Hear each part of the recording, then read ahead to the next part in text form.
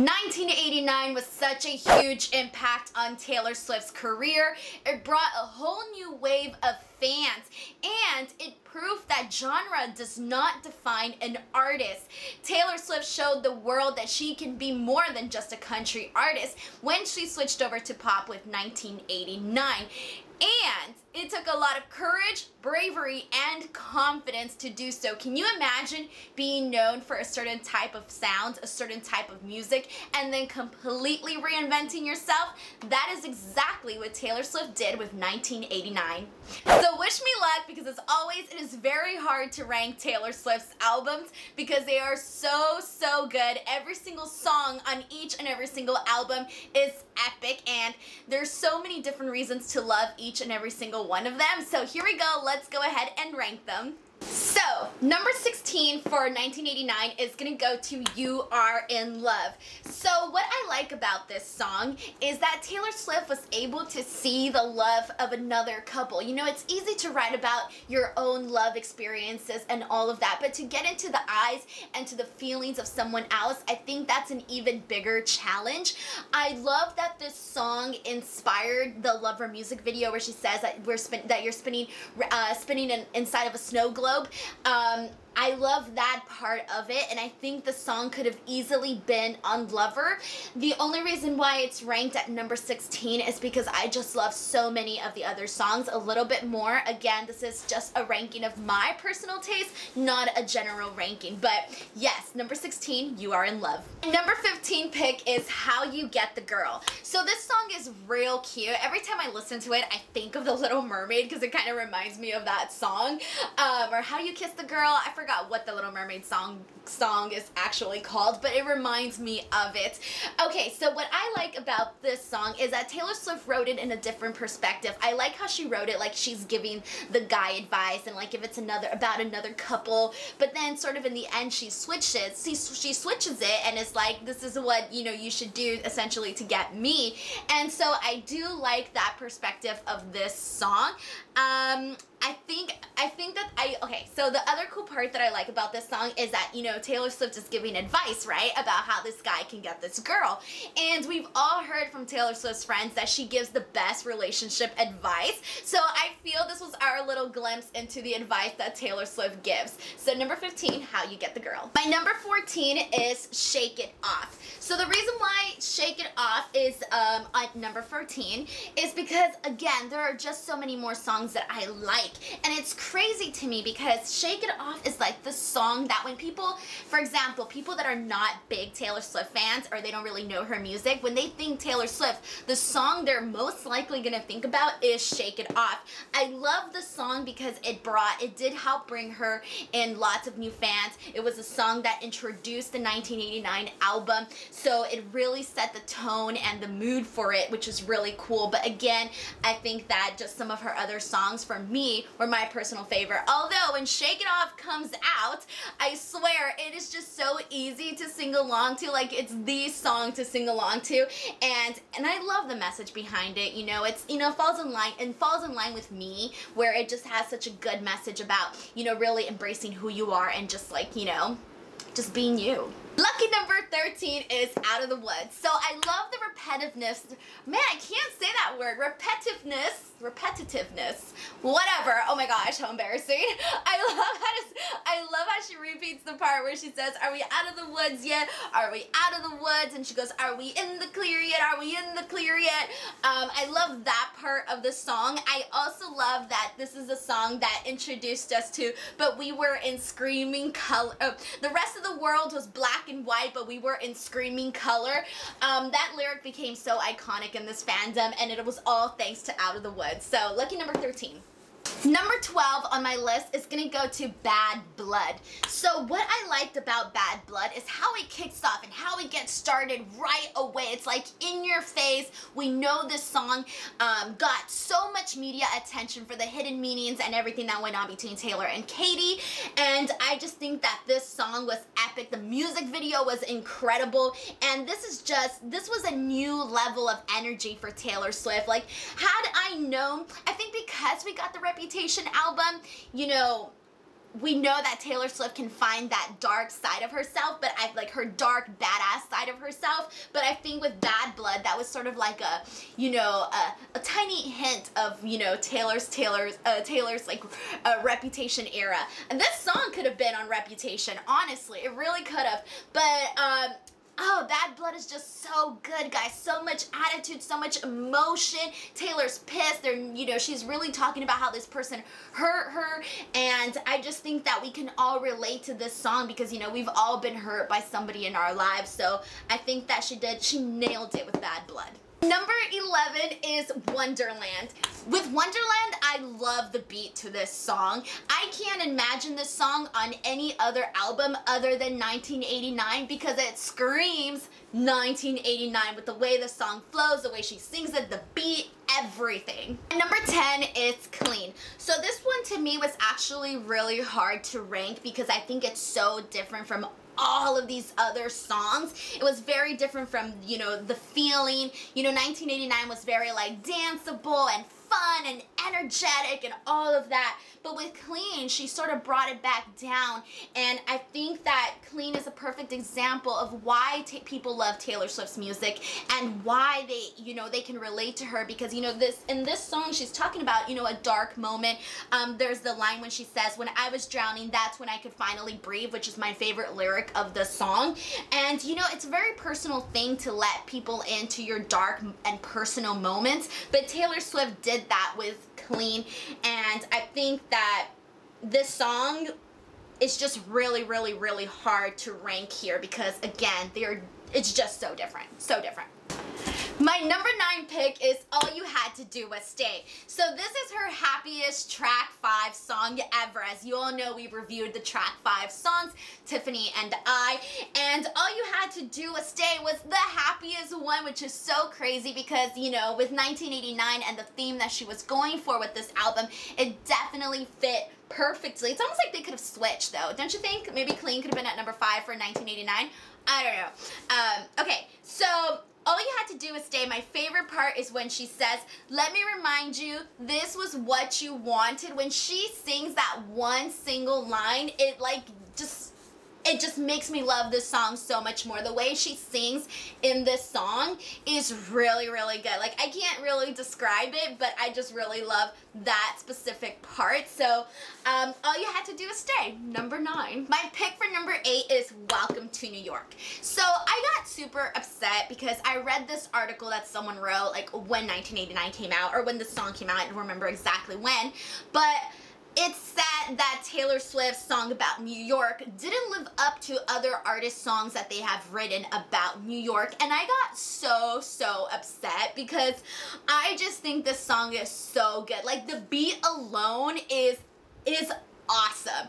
Okay, so this song gives you like the energy that you're in New York, and just the fact that she made Welcome to New York feel so iconic. When you go to New York, you automatically think Welcome to New York, and I feel that I feel listening to the song, you really feel Taylor Swift's love of New York, and I love that so much. And I think about Taylor Swift's promotional pictures that she did for 1989, and it just screams Welcome to New York. I think that they worked the song in so well with that part of it, and that's why I love this song personally so much. I also really love New York, and my favorite line from this one is when she says, the lights are so bright, but they never blind me. It's like, hell yeah, because she's Taylor freaking Swift, so the lights ain't gonna blind her. So yes, number 8, Welcome to New York. Number 7 is gonna go over to Blank Space. Okay, so Blank Space, I feel Taylor Swift really went all out for this song. Each and every single line on this song is freaking iconic, and not just within the fandom, but also mainstream. Like, people that aren't even like diehard Swifties know and love this song. And I think Blank Space was one of those songs that really helped bring in this whole new wave of fans along with Shake It Off. But Blank Space, I feel, even hit like maybe grabbed more people. I mean, I don't have scientific proof of that, but I just feel that way about this song. I mean, there's so much about this. Okay, there's the part, my favorite part is when she says, 'cause darling, I'm a nightmare dressed like a daydream. Hello? That lyric is so good. Like, come on. And then there was also the part where she says, boys only want love if it's torture. I love that part because I kind of feel like that's definitely true, and I love that Taylor Swift just kind of went all out there and she said it, like, boys only want love if it's torture. So that was really fun. I think Taylor Swift really, really went all out and portrayed the version that the media has always said she was, and she had fun with it, and she made it money, guys. It was money. Blank Space. Oh, so much love, and don't even get me started on the music video, because this video is not about music videos, so I'll talk about the music video later. But Blank Space just deserves so much love. Number 6 is This Love. Okay, so what I love about This Love is that, Taylor Swift writes about all types of love, She writes about the hard moments, the romantic moments, the sexy moments, all of the moments and all of the different levels of being in a relationship and all of that, right? But with This Love, she wrote about falling out of love and then re-falling in love. And I think that takes a lot of courage, because not a lot of people talk about, falling out of love and then being able to fall back in love with someone. And I think that with Taylor Swift writing that, I feel like it really, really, really hit me, because I was like, you know what, like, this is just so relatable. Being in a relationship is hard, and I feel that she really nailed it with This Love. And my favorite part is when she says, where is it at? Oh my gosh, I wrote it down. Okay, my favorite line is when she says, when you're young, you just run, but you come back to what you need. I think that line alone was like, whew, oh my god, I can't put over this song enough. I just love the lyrics to this song so, so much, and they were so, so real. Number 5 is Style. Okay, guys, Style. Okay, so as I was going back and re-listening to, re-listening to all of these songs, first of all the lyrics in this particular album are very, very good one-liners. So similar to Blank Space, I think Style had that as well. Okay, Red Lip, when she talks about the red lip classic thing you like, there's so many good parts to this song. And what I specifically like about this song is that she's told a story, but she also made it very danceable. That's what I got with Style, and I feel that this could have easily been the soundtrack to her just walking around New York, because we all saw those pictures where she's wearing her crop top and her skirt, and she's all legs and she's red lips, and we really saw this really like new mega pop star Taylor Swift walking the streets. Like, she was walking and looking like the pop star that she was. And I feel that you could have easily played Style to like her just walking out in the paparazzi shooting photos of her, and it could have easily fit as her anthem. So I just really like Style. I think Style is a really good one. Number 4 is I Wish You Would. So, holy cow, I didn't realize how much I love this song until I was re-listening to everything and sort of placing it on this bracket. This one came as a shock to me. Not as a shock because like, oh, that's like saying it's not good. No, it's just not one that I remember thinking right off the top of my head, oh my god, I really love this song off of 1989. Like, if you were to tell me, hey Denise, like out of nowhere, what songs do you really love off of 1989? I don't think I would have named I Wish You Would, and I don't know why. Like, what the heck is wrong with me, right? So when I rank my videos, the way I do it is I go back, I listen to the album, I start from track 1, and I work my way down. As I'm doing that, I write it down on my notes. I write down like the name of the song, and then I play the next song, and I think to myself, okay, do I like this song more than the previous one I just listened to? And I do that to all the tracks, and that's how I place things, either on top or in the bottom. So when I Wish You Would came along, I was like, you know what? I like this song more than this one, more than this one, more than this one. You know what? Maybe even more than this one. And before I knew it, it was all the way at the top. Okay, so one of the other things I did write also on my YouTube community post was that I think this song is underrated in this fandom. And it was even underrated with me, so that's why I can't blame people. So with this song in particular, the reason why I think this song sort of escapes you in a way, or escaped me, is that this is a song that just starts playing in your car, like when you're listening to it, and you don't even realize that it started because you're already full on singing the lyrics to the song, and before you know it, the song's over and you're like, what? Oh my god. And so that's what I think it is with I Wish You Would. And I wanted to add that my favorite, okay, so it's my favorite line of the song, and also the song when I first listened to 1989, this was the first lyric that was on repeat in my head, and it is, you always knew how to push my buttons, you give me everything and nothing.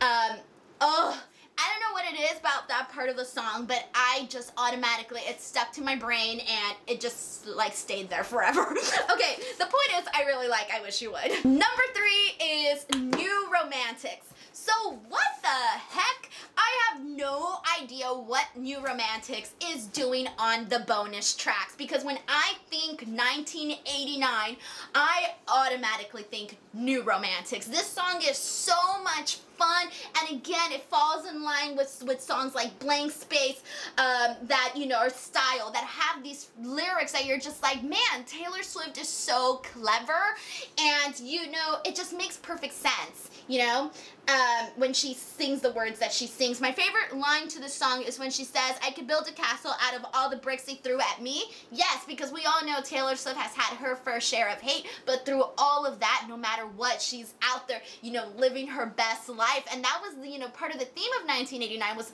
going out there and living your best life. And so that's what I think with New Romantics. So I have no idea how this was a bonus track, because I think, like, if people didn't buy the deluxe version of this album and missed out on New Romantics, like, what? No, everybody deserves to hear New Romantics. This song also describes the 1989 World Tour so well. When I think of the 1989 World Tour, I can feel the New Romantics vibes, because I almost feel like I'm Taylor Swift's best friend, dancing and singing along with her. So there you go, number 3, New Romantics. Number 2 is I Know Places. My costume for 1989 was based off of I Know Places. So if that doesn't tell you how much I love this song, I don't know what will, okay? I Know Places is so great. It gives me everything that I want. I love how she's basically saying, like, you know, I know places where we both can hide, and, you know, even though the paparazzi knows where she's at all the time, like, she's one up them because, you know, she's Taylor freaking Swift, and, you know, she knows places that they can hide.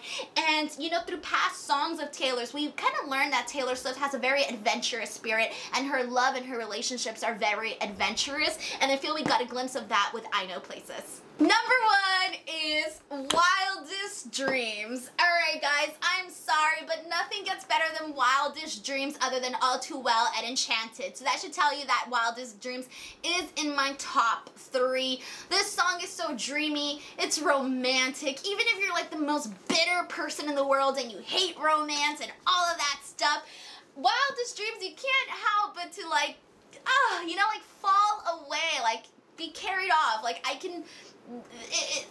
I have no words, guys. Like, it could literally just reminds me, like, you know, like of a petal floating in a pond, and you're just like flowing along with that petal. Oh my gosh, that makes no sense at all. But Wildest Dreams, guys, this song is phenomenal. It's everything. You know, one of the things that I've noticed about myself and my favorite Taylor Swift songs is that my favorite Taylor Swift songs, I can always remember the first time I listened to them. I can remember the first time I listened to I Know Places. I can remember the first time I listened to Wildest Dreams, and that's because those songs just take it to that extra level, that new level where you're just like, oh my god, Taylor, like, this is why I have a YouTube channel and you're like the majority of the content that I post on my YouTube channel. Alright guys, so there you have it.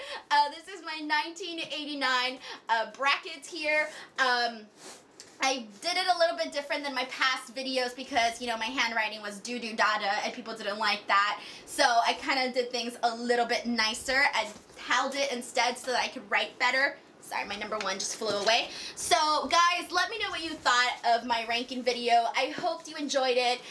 Let me know what your ranking is. Again, this is not a definitive ranking. This is just my personal taste and my personal beliefs or feelings or whatever. And 1989 was wonderful. The tour was wonderful. It was everything, and it's epic, and we all love 1989. So, guys, give this video a like. Subscribe to the channel. I'm here struggling with this board, but I love you all, and thank you guys so much for watching. And I will be back to finish the rest of the ranking videos. Until next time, I'll see you guys later. Bye!